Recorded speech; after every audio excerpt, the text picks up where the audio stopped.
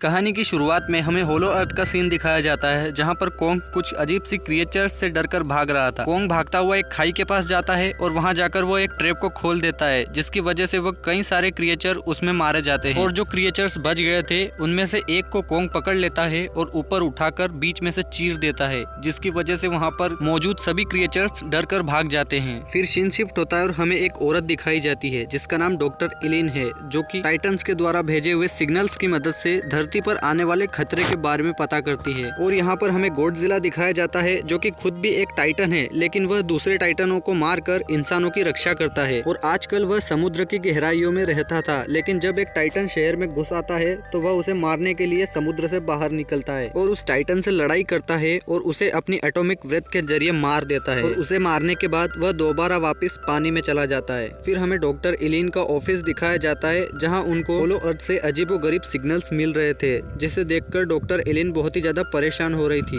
फिर हम डॉक्टर इलिन की एडॉप्ट की हुई बेटी जिया को देखते हैं, जिसे क्लास में बैठे बैठे ही अजीबोगरीब चीजें दिखाई देती है, जिसके बारे में वह टेबल पर ड्राइंग बनाने लगती है। और यह देखकर उसके क्लास के बच्चों के साथ साथ उसकी टीचर भी डर जाती है कि पता नहीं इसे क्या हुआ, और इसीलिए डॉक्टर इलिन को भी वहाँ पर बुलाया जाता है, जहाँ जिया उन्हें बताती है कि पता नहीं क्यों, पर जैसे ही मैं आंख बंद करती हूँ मुझे अजीबोगरीब सपने आते हैं। और यहाँ हमें पता चलता है कि जिया आईवी ट्राइब की आखिरी लड़की है। आईवी ट्राइब वो ट्राइब है जो कि टाइटन्स और आपस में बातें कर सकता है। रात में जब जिया सो रही होती है तब उसे दोबारा से यही सब सपने वापस से आते हैं, जिसकी वजह से जिया घबरा जाती है और फौरन से उठ जाती है। जिसके बाद वह डॉक्टर इलिन से कहती है कि मुझे लगता है कि कोंग किसी बड़ी मुसीबत में फंस गया है। डॉक्टर इलिन उससे कहती है कि हम इस बारे में सुबह बात करेंगे, तुम अभी सो जाओ। इसके बाद डॉक्टर इलिन जिया की बनाई हुई ड्राइंग देखती है, जिसे देखकर वह चौंक जाती है, क्योंकि डॉक्टर इलिन को जो सिग्नल्स दोपहर में मिले थे ये ड्राइंग भी उसी से मैच कर रही थी। इसीलिए डॉक्टर इलिन फौरन से उसे लेकर एक एक्सपर्ट के पास जाती है। वह एक्सपर्ट ये बता सकता था कि ये सिग्नल किसी टाइटन ने भेजे हैं या फिर कोंग ने। वह एक्सपर्ट कुछ देर तक उन सिग्नल्स को देखता है